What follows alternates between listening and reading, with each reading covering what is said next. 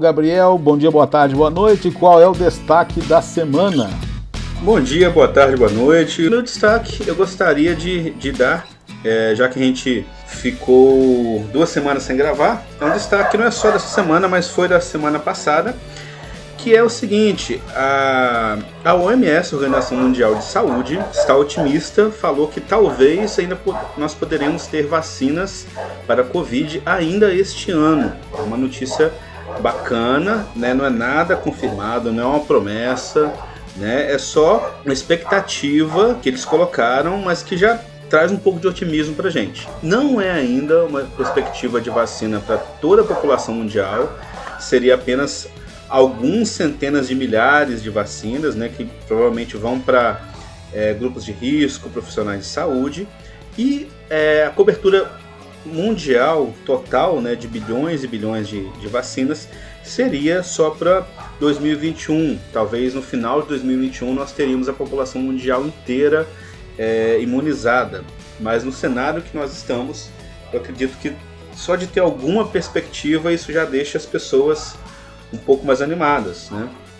Com certeza, com certeza. O meu destaque da semana poderia se resumir numa expressão, né? Numa expressão, vamos dizer assim, de incredulidade misturado com credulidade. Quem diria que após as cidades, os estados, de forma praticamente irresponsável, reabrirem os comércios, reabrirem atividades não essenciais, quem diria que o número de vítimas da Covid aumentaria, né? Quer dizer, qualquer pessoa diria que estivesse acompanhando o que a ciência nos informava. É uma das coisas que a gente tem mais falado aqui durante nas edições dos Filhos de Francisco, e a gente observa como as ações podem ser contra a ciência, algumas mais descaradas do que as outras, mas levando a essa situação de tornar o Brasil hoje o epicentro da pandemia no mundo.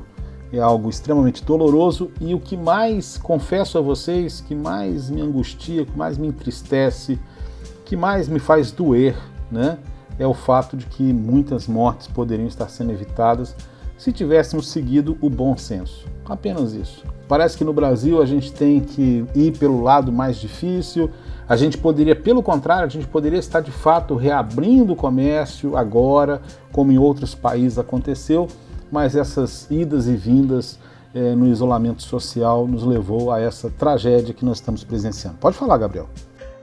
Eu venho refletindo bastante sobre isso, inclusive é algo que vem muito, assim, que eu vejo muitas pessoas comentando na internet, nesse momento agora da pandemia, e que está vindo muito na clínica também, né, que eu estou atendendo como psicólogo, e muitos pacientes relatam isso, uma angústia por estar fazendo a quarentena, estar respeitando o isolamento social, estar fazendo grandes sacrifícios, às vezes consegue ou não, às vezes dá uma escapada, vai visitar os pais, vai visitar o namorado, não aguenta isso tudo, se sente culpado e abre a janela e vê aquele monte de gente na rua, né? E olha a gente na praia, olha a gente no parque, no shopping.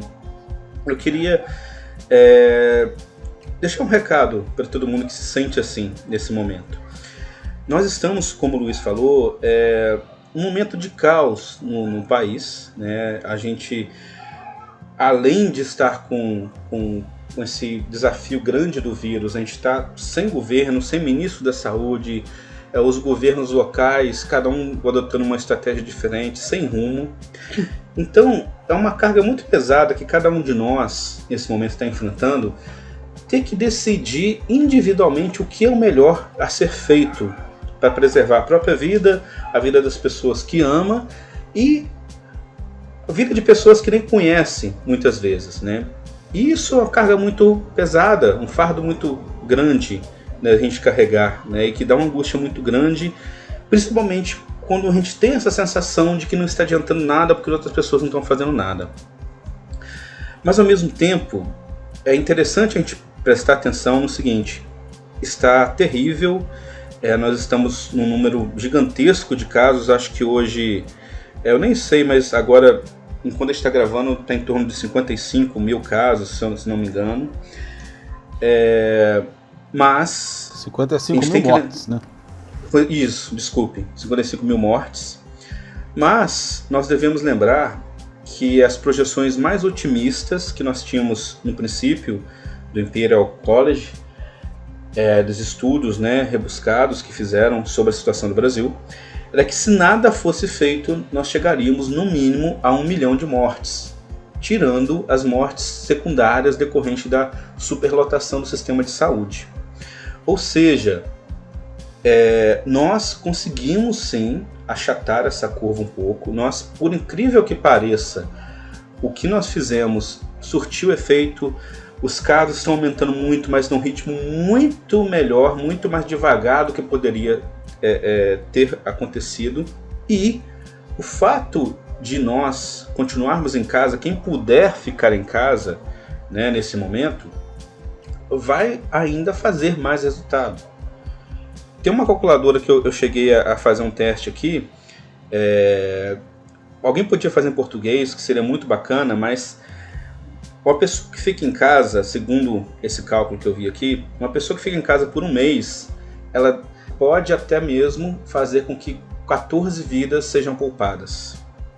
Então, toda vez que você se sentir inútil, que você sentir que o fato de você estar se preservando, o seu sacrifício não está valendo nada, pense que a cada mês são 14 vidas. Ou muito mais, né? Porque isso é uma conta exponencial, eu sou de humanas, não consigo fazer contas muito além disso. Mas são muitas vidas.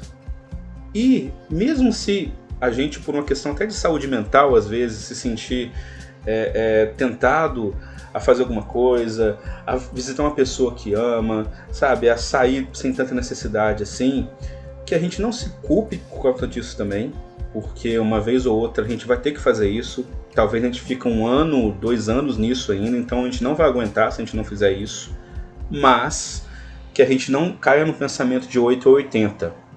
E a gente que não seja uma mudança de regra, mas que sejam exceções à regra que a gente se permita nesse momento, né? Gabriel, não vamos... Pode falar?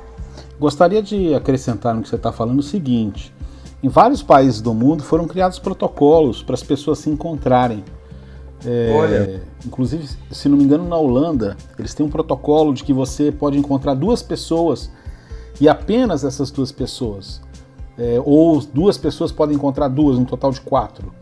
Porque aí fica mais fácil de rastrear caso alguma dessas pessoas apresentem a doença e você vai saber quem se contaminou e você pode evitar que isso se propague para outras. Só que a gente tem que lembrar que nós estamos mais de um mês sem ministro da Saúde. Então o Brasil está entregue a essa situação. E de fato, eu entendo que o cristão ele não pode pensar em fazer o bem porque o outro está fazendo, ou vai deixar de fazer porque o outro não está fazendo. Nós temos uma obrigação moral hoje de cumprir o distanciamento social, todas as regras possíveis de isolamento e de cuidado em relação à propagação da doença. Mas eu não pude deixar de lembrar uma piada da década de 80, que eu vou fazer em espanhol, que a original era em espanhol, em que um daqueles generais ditadores da época pergunta à população, na reunião do ministério, que habla el pueblo sobre el futuro de la nación? E aí um ministro mais corajoso vira e fala assim: el pueblo se divide em 2 grupos, los otimistas y los pesimistas. ¿Qué hablan los optimistas? Mi general, dentro en breve todo el pueblo estará a comer caca. ¿Y qué hablan los pesimistas? La caca no dará para todos. Né? Então, a gente vive um momento tão distópico, tão absurdo, e é importante que a gente saiba isso. Eu acho que o que você está falando é importante, que as pessoas têm que ter consciência que é um momento realmente completamente absurdo que a gente vive. Sim. E que a gente, tendo consciência disso, trabalha a nossa cabeça e a nossa fé diante dessa realidade. Porque o pior de tudo são aquelas pessoas que estão vivendo como se não tivesse morrendo 1000 pessoas por dia. Essas pessoas é que estão doentes, não nós. Exatamente.